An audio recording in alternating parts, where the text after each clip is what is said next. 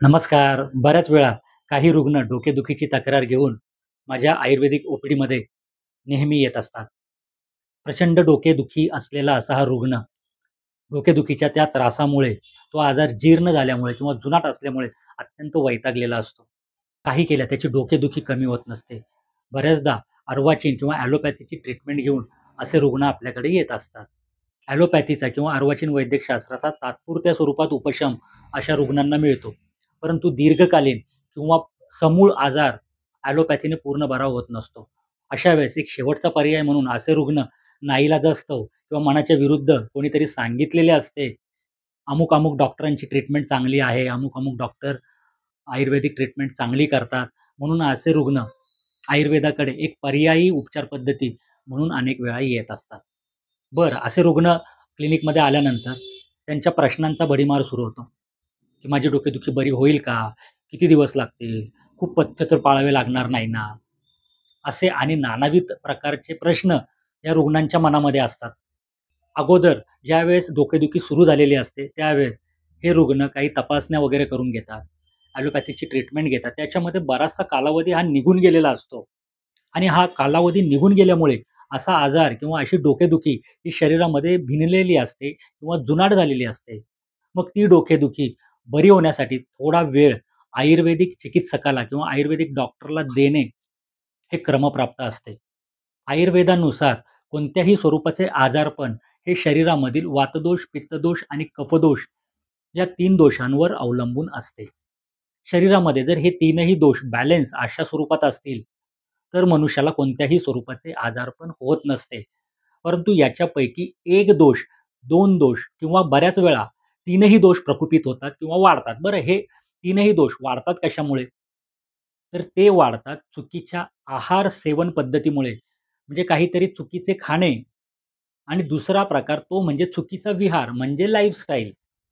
आपण कसे राहतो, कसे वागतो, कुठल्या वातावरणामध्ये आपण असतो, वातावरणाचा किंवा आपल्या हालचालींचा, त्या चुकीच्या हालचालींमुळे किंवा चुकीच्या विहारामुळे देखील शरीरामधील हे वात, पित्त आणि कफ हे वाढत असतात आणि त्याच्यामुळे शरीरामधील जे 7 धातू सांगितलेले आहेत, रस, रक्त, मांस, मेद, अस्थी, मज्जा आणि शुक्र हे 7 धातू ह्याच्यापैकी रस, रक्त किंवा मांस किंवा एकेरी स्वरूपात किंवा 2-2 धातू अशा स्वरूपात दूषित होतात आणि मनुष्याच्या शरीरामध्ये आजारपण उद्भवत असते.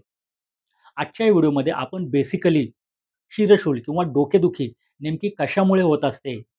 डोकेदुखीची लक्षणे कोणकोणती आहेत? आयुर्वेदामध्ये कशा पद्धतीने उपचार केले जातात? याची सविस्तरपणे माहिती देण्याचा आजच्या या व्हिडिओमध्ये आपण प्रयत्न करणार आहोत. तत्पूर्वी तुम्ही जर आमचा हा व्हिडिओ पहिल्यांदाच पाहत असाल, तर हा व्हिडिओ शेवटपर्यंत पहा. आमचे चॅनल सबस्क्राईब करा आणि नोटिफिकेशन बेल ऑन करण्यास विसरू नका. कारण आम्ही आपल्या या चॅनलवरती नेहमी आयुर्वेदाशी संबंधित वेगवेगळ्या स्वरूपाचे माहितीपर अशा स्वरूपात व्हिडिओ अपलोड करत असतो. तुम्ही नोटिफिकेशन बेल ऑन करून ठेवल्यामुळे तुम्हाला याची माहिती किंवा आमचा हा व्हिडिओ लगेचच तुमच्या मोबाईलमध्ये आलाय याचे तुम्हाला नोटिफिकेशन मिळेल आणि त्याचा फायदा तुम्हाला उत्तम आरोग्य राखण्यासाठी निश्चितपणे होऊ शकतो.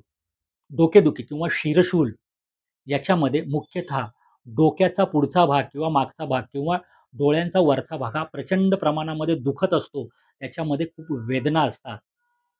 बऱ्याच वेळा मळमळणे किंवा उलटी आल्यासारखे वाटणे, शरीरामध्ये आम्लपित्त निर्माण होणे, डोळ्यांची आग जळजळ होणे, डोळे दुखणे, कान दुखणे, कानामध्ये टिनायटस किंवा विशिष्ट स्वरूपाचा आवाज येणे, खांदे दुखणे, खांद्याचे मसल्स, मानेचे मसल्स स्टिफ होणे. तसेच बऱ्याच वेळा अशा रुग्णांना डोळ्यासमोर काजवे चमकल्यासारखे किंवा तारे चमकल्यासारखे दिसत असते. तर अशा स्वरूपाची ही डोकेदुखी अर्वाचीन वैद्यकशास्त्रानुसार हे मेंदूंमधील काही रासायनिक बदल झाल्यामुळे होत असते, असे ॲलोपॅथिक शास्त्र मानते. परंतु आयुर्वेदामध्ये याचा सखोल अभ्यास आपल्या सायंटिस्ट लोकांनी, आता आपले सायंटिस्ट म्हणजे नेमके कोण? तर आपले पूर्वज, आपले पूर्व आचार्य, आचार्य चरक, आचार्य सुश्रुत, आचार्य वाग्भट यांनी अत्यंत मेहनतीने आणि आपल्या चाणाक्ष बुद्धिमत्तेच्या जोरावरती आयुर्वेदासारखे महान शास्त्र निर्माण केले आणि त्याचा वरवरचा विचार न करता त्याचे सखोल ज्ञान आपल्या सर्वांना उपलब्ध करून दिले. आयुर्वेद म्हणजे पृथ्वीवरचे अमृत आहे, असे म्हटल्यास बिलकुल वावगे ठरत नाही. कारण आयुर्वेदाचे सिद्धांत हे कालही तेच होते, आजही तेच आहे आणि उद्याही तेच असणार. काळ जरी बदलला, तरी आयुर्वेदाचे सिद्धांत कधीच बदलणार नाहीत. तर सांगण्याचा मुद्दा असा आहे, की आयुर्वेदानुसार चुकीचा आहार-विहार केल्यामुळे काही रुग्णांना वातुळ पदार्थ सेवन करण्याची सवय असते. म्हणजे कोरडे-कोरडे अन्न सेवन करणे, तसेच रात्री उशिरापर्यंत जागरण करणे, खूप स्ट्रेस घेणे, पाण्याचे प्रमाण हे खूप कमी असणे, स्निग्ध गोष्टींचा आहारामध्ये समावेश न करणे, प्रमाणापेक्षा जास्त अधिक व्यायाम करणे, प्रमाणापेक्षा किंवा शक्तीपेक्षा अधिक काम करणे, थंड हवेमध्ये फिरायला जाणे, कायम शीतपेय घेणे, फ्रीजमधले पदार्थांचे सेवन करणे, थंड पाण्याने अंघोळ करणे इत्यादी गोष्टींमुळे वातदोष वाढू शकतो. तसेच पित्त वाढवण्यासाठी तिखट, तेलकट, आंबवलेले खारट, फास्ट फूड, जंक फूड, खूप रागावणे, खूप चिडणे इत्यादी गोष्टींमुळे तसेच उशिरापर्यंत जागरण करणे, दुपारी जेवणानंतर झोपणे, वेगांचा अवरोध करणे. आयुर्वेदामध्ये 13 प्रकारचे अधारणीय वेग सांगितलेले आहे. म्हणजे त्याचे धारण करू नये असे सांगितलेले आहे. म्हणजे समजा तुम्हाला शिंक आली, तर तुम्ही ती अडवून धरली नाही पाहिजे किंवा शौचास आले, तर ते अडवून धरले नाही पाहिजे किंवा तुम्हाला मूत्रप्रवृत्ती होण्याची संवेदना आली असेल, तर अशा वेळेस मूत्रप्रवृत्ती थांबवू नये. तर असे 13 प्रकारचे अधारणीय वेग आयुर्वेदाने सांगितलेले आहेत. यांचा धारण कधीही करू नये. त्याच्यामुळे शरीरामधील वात, पित्त आणि कफ हे वाढू शकतात. आता कफदोष वाढवणाऱ्या कोणत्या गोष्टी ते पाहणे क्रमप्राप्त आहे. सुखासीन आयुष्य जगणे, अतिस्निग्ध पदार्थांचा आहारामध्ये सेवन करणे, म्हशीचे तुपाचे सेवन करणे, दुपारी जेवणानंतर लगेच झोपणे, सकाळी उशिरा उठणे, थंड पाण्याच्या अति प्रमाणामध्ये सेवन करणे, गार पाण्याने अंघोळ करणे, तर इत्यादी गोष्टींमुळे शरीरामधील कफदोषही वाढू शकतो. सध्याच्या धावपळीच्या आणि कॉम्पिटिशनच्या युगामध्ये बऱ्याच व्यक्तींना खूप वेगवेगळ्या प्रकारचे स्ट्रेस असते. कोणाला घराचे हप्ते असतात, कोणाला गाडीचे हप्ते असतात, कोणाला बॉसिंग असते. बॉस काय म्हणेल? या चिंतेने अशा व्यक्ती या सतत चिंतातूर राहत असतात आणि असे स्ट्रेस, टेन्शन्स इत्यादी घेतल्यामुळे देखील शरीरामधील वात, पित्त आणि कफ हे वाढत असतात. काही व्यक्तींना अतिप्रमाणामध्ये मांसाहार करण्याची देखील सवय असते. तर त्याच्यामुळेही त्रिदोष प्रकोप होऊ शकतो. विरुद्ध आहार याचा अर्थ 2 वेगवेगळ्या गुणधर्माचे पदार्थ एकत्रितरित्या सेवन करणे. तर असा विरुद्ध आहार केल्यामुळे देखील या वातदोष, पित्तदोष आणि कफदोषाचा प्रकोप होऊ शकतो. आता शरीरामध्ये वातदोष वाढला असता होणारी डोकेदुखी ही मुख्यतः अर्धावभेदक किंवा अर्धे डोके दुखणे, अर्धशिशी असेही त्याला म्हणतात. तर याच्यामध्ये वात आणि पित्त वाढतात, डोके ठणकते, सकाळी डोके दुखण्यास सुरू होत असते आणि संध्याकाळपर्यंत डोके दुखण्याची तीव्रता ही हळू कमी होत असते. डोके कोणीतरी हातोड्याने ठोकत आहेत, अशा स्वरूपात ह्या वेदना असतात. तसेच कान दुखायला सुरुवात होते, मान दुखायला सुरुवात होते, डोळ्याच्या मागचा भाग अत्यंत अधिक प्रमाणामध्ये दुखत असतो. पित्तज शिरशूल, पित्त दोष वाढल्यामुळे जी शिरशूल किंवा डोकेदुखीची जी लक्षणं असतात त्याच्यामध्ये बहुतेक उलटीची संवेदना होणे, पित्ताचा त्रास होणे, गरगरणे, चक्कर आल्यासारखे वाटणे, डोळ्यांची आग जळजळ होणे, डोळे लाल होणे, खूप चिडचिड होणे, प्रकाश सहत्व याचा अर्थ सूर्यप्रकाश नकोसा वाटणे, अंधाऱ्या खोलीत बसून राहावेसे वाटणे इत्यादी लक्षणे हे पित्ताच्या संबंधित शिरशूलामध्ये दिसून येतात.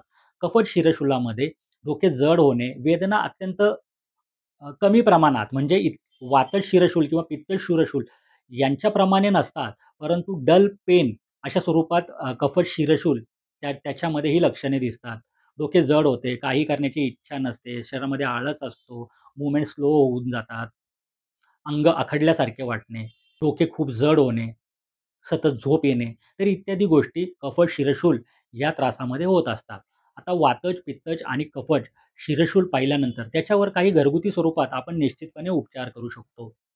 उपचार पाहण्या अगोदर आयुर्वेदामध्ये अर्धावभेदक म्हणजे अर्धशिशी, अर्धे डोके दुखणे, तसेच सूर्यावर्त याचा अर्थ सकाळी सूर्य उगवल्यापासून हळू शिरशूल वाढत जातो आणि सूर्य जसा मावळतीला जातो तसा शिरशूल हा कमी होत असतो. म्हणून याला सूर्यावर्त असे देखील म्हणतात. घरगुती उपचारांमध्ये सर्वात महत्त्वाचा उपचार वातदोषामुळे जर वातज शिरशूल असेल, तर अशा वेळेस डोक्याला तिळाचे तेल कोमट करून हलक्या-हलक्या हाताने जिरवावे. त्याच्यानंतर तव्यावरती गरम कापड करून घ्यावे आणि त्याचा शेक हा डोक्याला द्यावा. त्याच्यामुळे वाताने दुखणारी डोकेदुखी ही कमी होत असते. पित्त शिरशूलामध्ये पित्त कमी होईल याच्यासाठी प्रयत्न करणे गरजेचे आहे. त्याच्यासाठी आहारामध्ये तिखट, तेलकट, आंबवलेले खारट या सर्व गोष्टींचा अंतर्भाव पूर्णपणे कमी करावा, वर सांगितलेली सर्व कारणे कमी करावी, लंघन करावे म्हणजे पोटाला थोडा वेळ आराम द्यावे. त्याच्याने देखील शिरशूल कमी होत जातो. बऱ्याच वेळा नस्य उपक्रम, नस्य म्हणजे नाकात टाकायचे औषध. त्याच्यामध्ये काही तूप, काही तेल किंवा काही औषधी वनस्पतींचे स्वरस तुम्ही दोन्ही नाकपुडीमध्ये टाकू शकता. पित्त शिरशूल म्हणजे पित्तामुळे जर डोकेदुखी असेल, तर अशा वेळेस दुर्वांचा रस 2-2 थेंब दोन्ही नाकपुडीमध्ये सोडावा. तसेच गाईचे साजूक तूप दोन्ही नाकपुड्यामध्ये 4 ते 6 थेंब सोडल्यामुळे वातामुळे, कफामुळे आणि पित्तामुळे असणारी डोकेदुखी पूर्णपणे कमी होण्याची शक्यता असते. तसेच सुंठीचा लेप हा कपाळाला लावल्यामुळे वाताशी, पित्ताशी आणि कफाशी संबंधित असणारी डोकेदुखी कमी होऊ शकते. दिवसभर उकळवून कोमट केलेले पाणी सेवन करावे. त्याच्यामध्ये अर्धा चमचा सुंठ पावडर टाकून जर असे दिवसभरातून अर्धा ते 1 लिटर पाणी उकळवून कोमट केलेले तुम्ही सेवन केले किंवा घेतले दिवसभर, तर त्याच्यामुळे ही शिरशूल कमी होण्याची शक्यता असते. तसे याच्यामध्ये विरेचन होणे गरजेचे असते. म्हणजे दररोज शौच साफ होणे गरजेचे असते. अशा वेळेस रात्री एक 15 ते 20 काळ्या मनुका कुटून घ्याव्यात. त्याच्यामध्ये 1 ग्लास गरम कडकडीत पाणी टाकावे आणि असे पाणी रात्रभर तसेच ठेवून द्यावे. सकाळी उठल्याबरोबर ते पाणी थोडेसे उकळवून घ्यावे आणि गाळून घेतल्यानंतर अशा पाण्याचे सेवन करावे आणि उरलेल्या कुटून घेतलेल्या ज्या मनुका आहेत, त्या चावून-चावून खाव्यात. याच्यामुळे शरीरातील वात, पित्त आणि कफदोष हे कमी होण्यास मदत होते. त्याच्यामुळे तुमचा शिरशूल हा आजार कमी होण्याची शक्यता असते. तसेच आठवड्यातून किंवा 15 दिवसातून एरेंडेल तेलाचा जुलाब घ्यायला अजिबात विसरू नये. त्याच्यामुळे शौच साफ होऊन तुमची डोकेदुखीची जुनाट तक्रार पूर्णपणे कमी होऊ शकते. आता घरगुती उपचार केल्यानंतर बऱ्याच वेळा आपण ज्यावेळेस असे घरगुती उपचार करत असतो, त्यावेळेस आपल्याला नक्की कळत नाही, की हे वातामुळे डोकेदुखी आहे, पित्तामुळे आहे, की कफामुळे आहे. तर अशा वेळेस तज्ञ आयुर्वेदिक वैद्यांचा सल्ला घेणे हे गरजेचे असते. तज्ञ आयुर्वेदिक वैद्यांचा सल्ला घेतल्यामुळे, त्यांची ट्रीटमेंट घेतल्यामुळे जिथे तुमची डोकेदुखी तुम्ही घरगुती उपचारांनी 3 महिन्यामध्ये बरी करणार असाल, तर अशा वेळेस डॉक्टरांचा किंवा आयुर्वेदिक वैद्यांचा सल्ला घेतल्यामुळे तुमची तीच डोकेदुखी अगदी 7 दिवसांच्या औषधांनी किंवा 15 दिवसांच्या औषधांनी पूर्णपणे कमी होऊ शकते. तसेच आयुर्वेदिक वैद्य तुम्हाला देहशुद्धीचे किंवा शरीरामध्ये वाढलेले टॉक्सिन्स बाहेर पडून जाण्यासाठी पंचकर्ममधील बस्ती उपचार, अभ्यंग, स्वेदन, शिरोधारा किंवा प्रॉपर नस्य जे आयुर्वेदिक दवाखान्यामध्ये केले जाते, तशा स्वरूपात काही उपचार आयुर्वेदिक वैद्य तुम्हाला सुचवत असतात, करत असतात. त्याच्यामुळे तुमची डोकेदुखी ही कायमस्वरूपी निघून जाऊ शकते. "सो सोनार की आणि एक लोहार की" याचा अर्थ आयुर्वेदिक वैद्यांकडून जर तुम्ही ट्रीटमेंट घेतली, तर तुम्हाला लक्षणोपशम लगेचच मिळणार आहे आणि अशी म्हणच प्रचलित आहे, "जिसका काम उसी को साजे, दूजा करे तो दंडा बाजे." याचा अर्थ तुम्हाला कोणत्याही प्रकारचे आजारपण शरीरामध्ये जर उद्भवलेले असेल, तर त्याच्यासाठी आज समाजामध्ये चांगले तज्ञ वैद्य, चांगले आयुर्वेदिक डॉक्टर्स उपलब्ध आहेत. त्यामुळे त्यांच्याकडून ट्रीटमेंट करून घ्या आणि पूर्णपणे निरोगी आयुष्य जगण्यास प्रारंभ करा. आमचा हा व्हिडिओ आवडला असल्यास नक्की लाईक, सबस्क्राईब आणि शेअर करा.